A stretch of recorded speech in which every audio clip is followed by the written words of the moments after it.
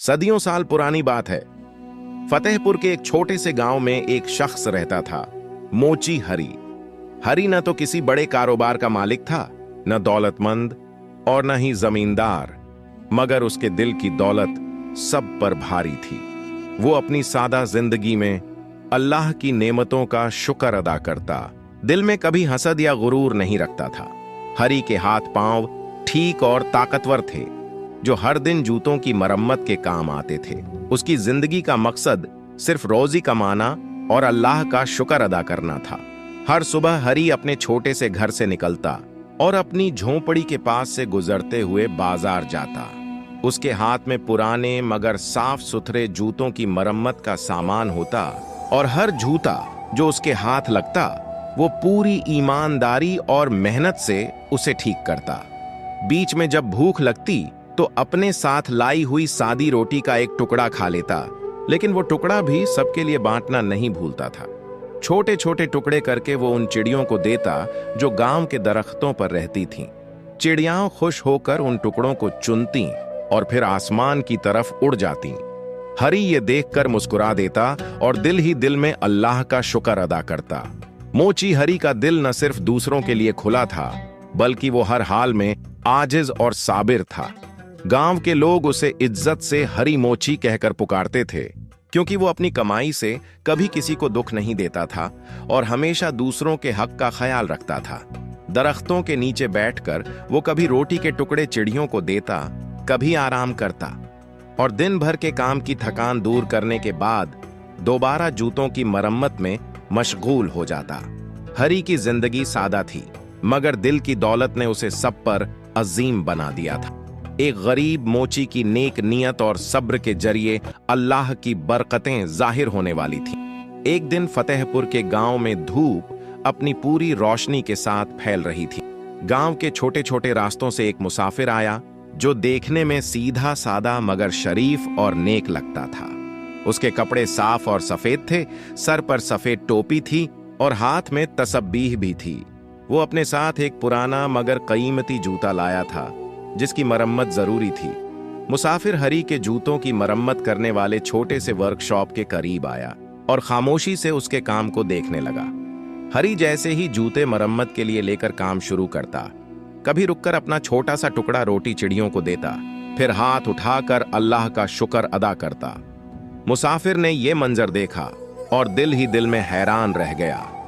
वो सोचने लगा कि आज के जमाने में कितने लोग अच्छे खाने पीने के बावजूद अल्लाह का शुक्र नहीं अदा करते, और ये गरीब मोची अपनी सादी रोटी के टुकड़े भी बांटकर अल्लाह की नेमतों का शुक्र अदा कर रहा है। मुसाफिर ने हरी से पूछा, ऐ दोस्त, तुम ये सब कुछ क्यों करते हो? तुम्हारे पास बस थोड़ी सी रोटी है और तुम उसे चिड़ियों के लिए बांट रहे हो, फिर भी अल्लाह का शुक्र अदा कर रहे हो। दुनिया में बहुत लोग दौलतमंद होने के बावजूद शुक्रगुजार नहीं होते। आखिर बात क्या है? हरी ने मुसाफिर को आजिज़ी और सुकून से जवाब दिया, मैं किसी से कम नहीं हूं। अल्लाह ने मुझे सबसे बड़ी दौलत दी है, सेहत। अगर हाथ पांव न हो तो इंसान सब कुछ होते हुए भी कुछ नहीं कर सकता। मेरे पास सब्र और शुक्र की दौलत है और मेरे हाथ पांव काम कर सकते हैं, तो मैं क्यों ना अल्लाह का शुक्र अदा करूं। ये चिड़ियां भी अल्लाह की मखलूका हैं, मैं उनका हक एक टुकड़े से अदा करता हूं। इससे मुझे कोई नुकसान नहीं होता, बल्कि दिल को सुकून और हौसला मिलता है। मुसाफिर हरी की बातों से बहुत मुतासिर हुआ। उसने कुरान की आयतें सुनाई और समझाया कि सब कुछ अल्लाह के इख्तियार में है। ऐ हरी, याद रखो, अल्लाह ताला हर किसी को इज्जत देता है और जिसे चाहे जिल्लत देता है। सब कुछ उसी के हाथ में है। हरी ने आदाब के साथ ये आयतें सुनी और दिल में उनका मतलब समझा। ये मौका हरी के लिए न सिर्फ इल्म का था, बल्कि दिल की तस्फियां और अल्लाह पर भरोसे की भी तस्दीक थी। मुसाफिर ने हरी से कहा, अगर तुम अपने दिल की नेक नियत और आजिज़ी के साथ इसी तरह सब्र और शुक्र करते रहोगे तो अल्लाह ताला तुम्हें कभी तन्हा नहीं छोड़ेगा। हरी ने मुसाफिर का शुक्रिया अदा किया और वो दिन गुजर गया। उस छोटी सी मुलाकात ने हरी के दिल को और मजबूत कर दिया। उसकी आजिज़ी, शुक्रगुजारी और नेकी की आदतें और परवान चढ़ीं और ये वाकया गांव में उसकी शख्सियत को और ज्यादा मुहतरम बना गया। चंद दिन बाद गांव पर सख्त मुश्किल छा गई। बारिशें कम हो गई थीं और फसलें तबाह हो गई थीं। लोगों के घरों में रोजी की कमी हो गई और हर तरफ परेशानी और बेचैनी का माहौल छा गया। ऐसे ही हालात में हरी के छोटे से घर में भी भूख और तंगी छा गई। हरी के पास खाने के लिए पैसे बहुत कम रह गए थे। उसकी बीवी ने दिल शिकस्ता होकर कहा, हरी, बच्चों के लिए कुछ नहीं बचा। अगर 4 दिन तक ऐसा ही रहा तो ये मासूम बच्चे भूख से मर जाएंगे। हरी ने दिल में सब्र किया और सोचा कि अल्लाह पर भरोसा रखना चाहिए, मगर दिल में फिक्र भी थी क्योंकि बच्चों की हालत बहुत नाजुक थी। आखिरकार हरी ने फैसला किया कि पड़ोसी से मदद मांगी जाए। पड़ोसी एक अमीर और मगरूर औरत थी जिसकी आदत थी कि वो किसी की मदद बिना जरूरत के नहीं करती थी। हरी अपने दिल में आजिजी और जरूरत के साथ पड़ोसी के घर गया और सलाम करके अर्ज की, मेरी हालत बहुत खराब है। 4 दिन से हमारे घर में खाने के लिए कुछ नहीं है। मैं आपसे थोड़ा सा खाना या कुछ पैसे मांग रहा हूं ताकि बच्चों का पेट भर जाए। मैं जितनी रकम लूंगा वापस कर दूंगा। पड़ोसी हंस पड़ी और बड़े घमंड से बोली, तो ये सब कुछ करके आया है? तुम्हें लगता है कि मैं तुम्हारे लिए खाना या पैसा दूंगी? मेरा घर और मेरी दौलत हर किसी के लिए नहीं है। उसने अपने नौकरों को हुक्म दिया कि हरी को धक्का देकर बाहर निकाल दो। हरी बेबसी में वहीं खड़ा रह गया। उसके पास इतनी ताकत भी न थी कि मुकाबला कर सके। धक्के लगने की वजह से वो जमीन पर गिर पड़ा और उसकी पेशानी पत्थरों से टकराने की वजह से जख्मी हो गई, जिससे खून बहने लगा। वो थकान और दर्द के आलम में उठा और अपने जख्मी माथे को हाथ से पकड़कर घर की तरफ चल दिया।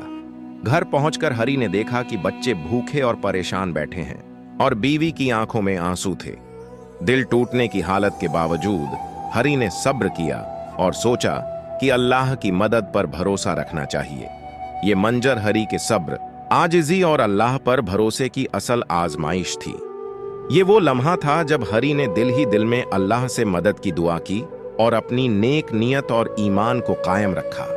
हरी ने घर की हालत देखी तो दिल में गहरा दर्द और परेशानी लेकर वो मस्जिद की तरफ रवाना हुआ।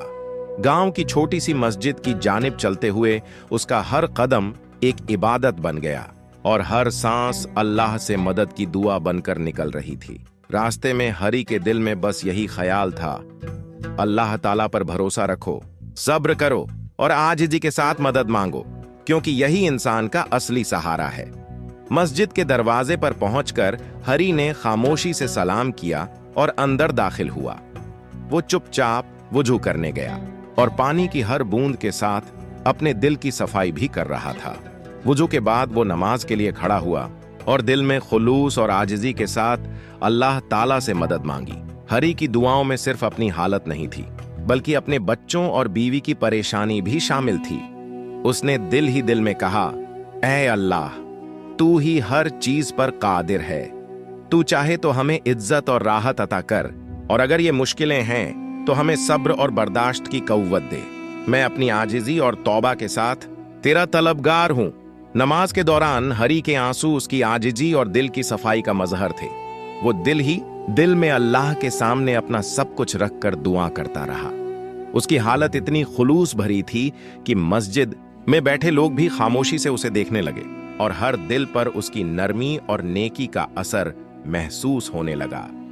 हरी की दुआ में न घमंड था न शिकायत, बस ईमान और उम्मीद थी कि अल्लाह ताला जो चाहे बेहतर करेगा। वो अपने दिल में बार बार कह रहा था, ऐ अल्लाह, तू जिसे चाहे इज्जत दे और जिसे चाहे जिल्लत, हर चीज तेरे इख्तियार में है। मैं तेरी रजा और रहमत का तलबगार हूं। यह लम्हा हरी के लिए एक नई रूहानी ताकत और उम्मीद की शुरुआत था। उसकी आजिजी, सब्र और अल्लाह पर भरोसे ने उसे अंदर से मजबूत कर दिया। वो जानता था कि अल्लाह ताला हमेशा अपने बंदों के साथ है और ये मुश्किलें सिर्फ आरजी हैं। हरी मस्जिद में अपनी आजिजी और खुलूस के साथ अल्लाह से मदद मांग ही रहा था कि उसी वक्त एक शरीफ और संजीदा शख्स मस्जिद में दाखिल हुआ। वो शख्स देखने में ताजिर व्यापारी लग रहा था, मगर उसके चेहरे पर परेशानी और फिक्र की झलक साफ दिखाई दे रही थी। वो ताजिर अपने सामान के साथ शहर आया था, लेकिन रास्ते में उसका वफादार मुलाजिम साथ नहीं आ पाया था, जिससे वो मुश्किल में पड़ गया था। ताजिर ने हरी को देखा और फौरन उसकी सादगी, नरमी और दिल की पाक नीयत को महसूस किया। वो हरी के पास आया और सलाम करके बोला, ऐ दोस्त, मैं अपने सामान के साथ शहर आया हूं, मगर मेरा वफादार नौकर रास्ते में नहीं पहुंच सका। अगर तुम मेरे साथ काम कर लो तो मैं तुम्हारा हक पूरा दूंगा और वादा करता हूं कि तुम्हारे साथ वफादारी और ईमानदारी से पेश आऊंगा। हरी ने आजिजी और तहे दिल से ताजिर का शुक्रिया अदा किया और कहा, ऐ साहब, अल्लाह की रजा और नेक नियत के साथ मैं आपके साथ काम करने को तैयार हूं। ताजिर ने फौरन हरी को अपनी नौकरानी में रख लिया और धीरे धीरे हरी के हालात में बढ़ोतरी आने लगी। अब उसके पास खाने के लिए पैसे आने लगे, घर में आराम और सुकून के आसार नजर आने लगे और बच्चों की भूख मिट गई। हरी की बीवी और बच्चे खुशी से झूम उठे। सबने मिलकर खाना खाया और अल्लाह का शुक्र अदा किया। हरी दिल ही दिल में सोच रहा था, कैसे अल्लाह ने मेरी आजिजी और नेक नियत को देखा और मुझे मुसीबत से निकालकर आसानी अता की। उसने खुद से वादा किया कि वो हमेशा वफादारी और ईमानदारी से काम करेगा और अल्लाह की नेमतों का शुक्र अदा करता रहेगा। उस दिन के बाद हरी की जिंदगी में न सिर्फ मादी दुनियावी सुकून आया, बल्कि दिल को रूहानी सुकून भी हासिल हुआ। अल्लाह की रहमत ने हरी की आजिजी, शुक्रगुजारी और नेकियों का इनाम दिया और उसकी जिंदगी का एक नया रोशन बाब खुल गया। हरी ने ताजिर के साथ काम करना शुरू किया तो देखते ही देखते उसकी मेहनत और ईमानदारी ने नतीजा देना शुरू कर दिया। ताजिर भी हरी की वफादारी और नेकी से मुतासिर हुआ और उसे हर मामले में मुकम्मल एतबार देने लगा। कुछ ही वक्त में हरी के पास इतनी आमदनी आ गई कि वो अपने और अपने बच्चों के लिए रोजी का बंदोबस्त कर सकता था और उसकी जिंदगी में सुकून और राहत की रोशनी नुमूदार हो गई। वक्त के साथ हरी ने अपने छोटे कारोबार का आगाज किया। उसने जूतों की मरम्मत के साथ साथ दीगर सामान भी बेचना शुरू किया और अल्लाह की बरकत से कारोबार दिन ब दिन बढ़ता गया। हरी की ईमानदारी, सब्र और नेकी ने उसे शहर में अमीर और मुअज्जज इंसान बना दिया। लोग उसे इज्जत की निगाह से देखने लगे क्योंकि वो न सिर्फ दौलतमंद था बल्कि दिल का भी बहुत बड़ा इंसान था। हरी ने दौलत के साथ सखावत और नेकी को भी जारी रखा। वो रोजाना चिड़ियों के लिए दाल और दाना लाता, गरीबों को खाना देता और जरूरतमंदों की इज्जत के लिए हर मुमकिन कोशिश करता। उसके घर आने वाला हर फर्द, हर फकीर, हर जरूरतमंद इज्जत और मोहब्बत से नवाजा जाता। हरी का मकसद सिर्फ अपनी दौलत बढ़ाना नहीं था बल्कि दूसरों की मदद करना और अल्लाह की रजा हासिल करना था। हर चीज जो हरी ने हासिल की वो अल्लाह की बरकत और फजल की वजह से थी। वो जानता था कि दौलत, इज्जत और सुकून सब कुछ अल्लाह की रहमत से आता है और इसीलिए वो हर रोज शुक्र अदा करता।